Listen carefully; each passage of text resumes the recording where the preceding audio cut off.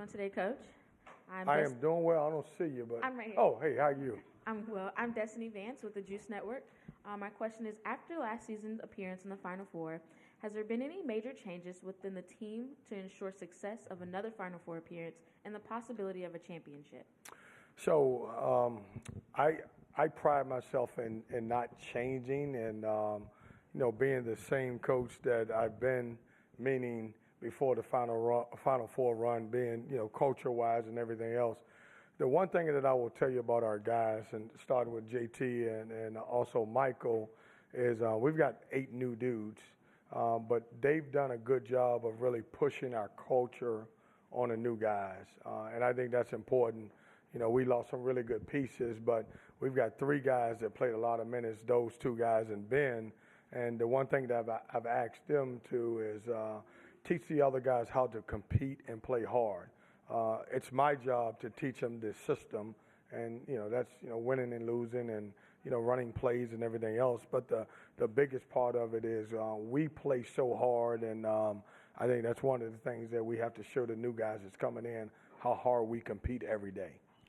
Coach, just to her right, your left, right there at the end of the row. Hello, Coach. Royal Howell, the Juice Network. Coach, how have you been able to get the 8 new guys to buy into your identity and culture at NC State after your Final Four run? Well, I don't know if anybody can see you, but somebody get a picture of it, man. That's some big-time hair you got right there. So you're going to have to repeat that question because I lost it when I saw your hair. I was like, man, and I'm jealous because mine can no longer get that longer, so I don't know. Say that again. I'm sorry. I apologize. Royal Howell, the Juice Network. Coach, the 8 new guys that you've brought into your program, how have you been able to get them to buy into your culture and identity at NC State? We've talked about competing every day. These guys will tell you everything that we do has a consequence, and we have a lot of games that we play in our practice. That being said, you win, you win. If you lose, then obviously you have to run. And, one of the things that we want to do is we've got to build a winning culture. I think we did a really good job, assistant coaches going out and getting guys in the transfer portal, and then the young guys that we have in our program. But we have a standard of how hard we compete.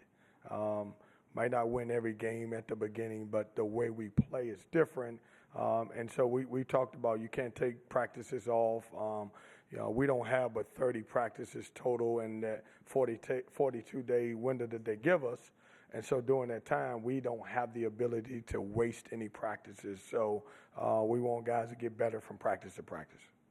Coach, to your left, all the way against the wall, Kevin Corey Smith with Pack Pride on 24/7 Sports. I wanted to ask you specifically, Jim Phillips earlier today said that he felt like part of the issue for the ACC has been the fact that the brands of the ACC and sometimes across college basketball get overlooked or get all of the publicity, while when some teams like yourself or others are the stronger teams in the conference, it may be looked at as a weakness of the conference. What are your thoughts on that, and do you feel like that has led to the ACC getting overlooked when it comes to NCAA tournament time? I think it's several things. I'm very disappointed at the amount of teams that we have gotten into the tournament. And it doesn't really make sense because when our teams do get in the tournament, we perform well. Example, the number 10 seed goes to the Final Four, which is us in the ACC. The reason why we're going to the Final Four is because we have a great conference and we're battle tested. I think there's a couple, things that we've got to do as coaches in our league is, for whatever reason, the committee, the particular committees in the last 3 years have put a lot of emphasis on November and December. As a conference, we have to try to go out and schedule better in November and December. If that's going to be a major criteria as far as how many teams we get in there, it's a little frustrating because you're playing 20 ACC games, and those 20 games are pretty tough. I would invite anybody outside of our conference to come and play in any of our home venues. They're tough to play in. I hope that we have a great November and December where they can no longer use your non-conference against you. And I think that's been one of our biggest issues is our non-conference has, according to the talking heads, hadn't been great. The last thing I would say about it is that, I think we lost some really unique Hall of Famers that have been into our conference over the years, and I think everybody's kind of taking that for granted, and I think we're getting a little bit punished because we don't have the Hall of Fame coaches in our leagues as we did in the past, and hopefully they forget about that. They were great coaches and everything else, but we've got a great league, and we should be getting, in my opinion, 9 or 10 teams into the conference, into the tournament every single year. Coach, thank you. You can swap spaces with Michael. Michael O'Connell will be with us for a couple of minutes. If you would, please identify yourselves and the agency that you are with. Michael, your first question, front row, right in front of you to the right. Michael, Dan Tortora, wakeupcalldt.com. Coach talking about, obviously, some of those guys from last season's run no longer with the team. So who have you seen on the rise in the pack that you believe is really going to step up this season and create potentially another strong season? Yeah, I think it's kind of hard to really pinpoint one player at this point. We've had a lot of good guys come in, and they're all proving themselves each day. Every guy's getting better. I would say Dontre Styles has really been performing every day. I would say at a high level, offensively and defensively, rebounding. So just all aspects of the game, he's been playing super well. Brandon, our big man, has been playing super well too. Obviously, the guards, Marcus, Trey, and everyone else. It's really hard to pinpoint one guy who's going to be super helpful throughout the season. I think everyone's going to contribute at different levels and, help us win some games. Michael, to your right, third row, gentleman in the white shirt. Hi, Michael. TJ from the Sports Nerd Podcast. With the likes of DJ Burns and DJ Horn being gone, I know you've had to really step into that leadership role. Can you talk about stepping into that leader role as well as leading the new young guys that have come in to this program? Yeah, I'd say just being a point guard, you kind of have to be more vocal and try to be a leader on the floor. Obviously, you're running plays and trying to help guys be in the right spot and talk through things on defense. So I think, you just kind of have to be a leader in a sense or be at least vocal. And I think my voice has grown from when I first got here to this point. So I try to just continually be vocal, talk to guys, whether just helping them out, whether understanding things or just trying to be more comfortable with the team and the program. Especially with the new guys, is just the biggest things I've been in their shoes. I know how it is to be a new guy, be a transfer, and just help them understand. It's not going to happen overnight. It's not going to go well every day. It's going to be a struggle. And just being there if they ever need to ask questions, you just need a guy to talk to. Michael, to your left, fourth row, right in the middle. Colby Trotter, technician. Michael, last year, over those 9 postseason games, you stepped up your game offensively. You shot 50% from three. Were there any changes that you made to your shot in particular for that, or was that just about getting more opportunities?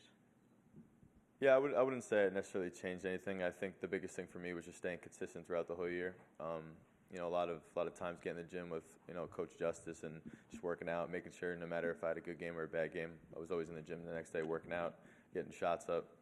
So I think just throughout the whole year, kind of always getting those shots up, just the compounding days, compounding hours. Helped towards the end of the season. It's never going to happen over one game or one day of just getting shots up. But I think just continually putting my head down, continually working, and just trying to get better every day, led to some good things at the end of the season. Michael, back to your right with JT in the white shirt. Michael, the shot that led to that huge post-game run, I'm talking about the one against UVA. Do you still get jitters from that moment? Do you ever, when you fall asleep, think about that moment? I don't know about when I'm falling asleep, but right. it's definitely a cool moment when I see the video where people bring it up. It's something that I kind of get to relive a little bit in my head and talk to people about, or just see the video and just kind of think about what was going on in that moment and what it's led to. So I'm definitely grateful for that moment, and it's definitely something I'll carry with me forever. Michael, from the podium, last question: when you watch that video, do you ever think you're going to miss the shot? Never. It's always going in, and thankfully I'm always right at the end of the video. Michael, thank you. You can switch places with JT, folks. We will spend just a few minutes with Jayden Taylor. Once again, please identify yourselves and the agency that you are with. Jayden, we'll get your first one in the first row down front to your right. Jayden, Dan Tortora, wakeupcalldt.com. What is it about Coach Keatts' leadership style that has really spoken to you personally and brings the best out of you? Yeah, I just say his confidence that he walks with and the joy that he comes in every day with. It just kind of inspires you to just play hard for somebody that can be so passionate about the game. It's kind of like we're playing for him, and all that he believes in us. So it just gives you a different type of level of confidence, every day. Stay on the right side, second row. Right here, Destiny Vance with the Juice Network.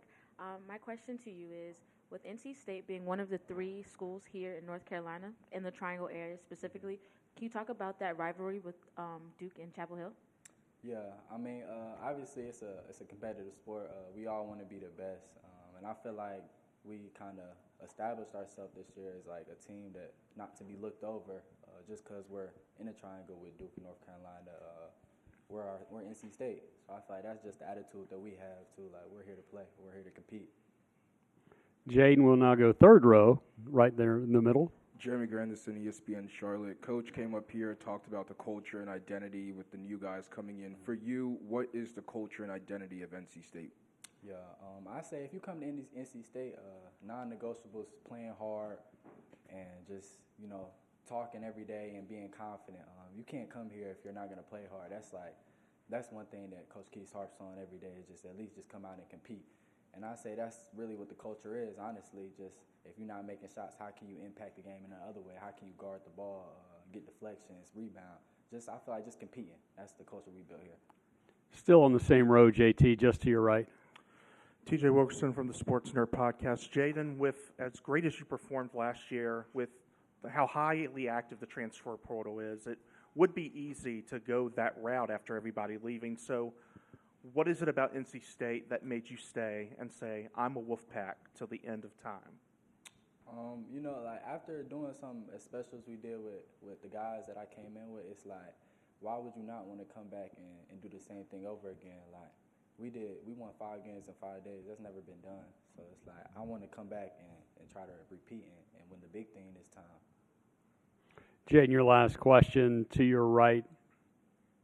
Royal Howell, the Juice Network. Jay, can you just talk about the importance that coaches pretty much made your team realize that, hey, the Final Four was last year, let's build on that and just keep building with momentum? Yeah. I mean, what we did last year, that's last year. But carrying the momentum is going to be huge, It did happen, so it's not like we can just say it's last year and just forget about it. Like, it happened, and it was a good thing. So we want to carry the momentum, and knowing it's a new year, we have new players, it's going to be a different story, new adversity.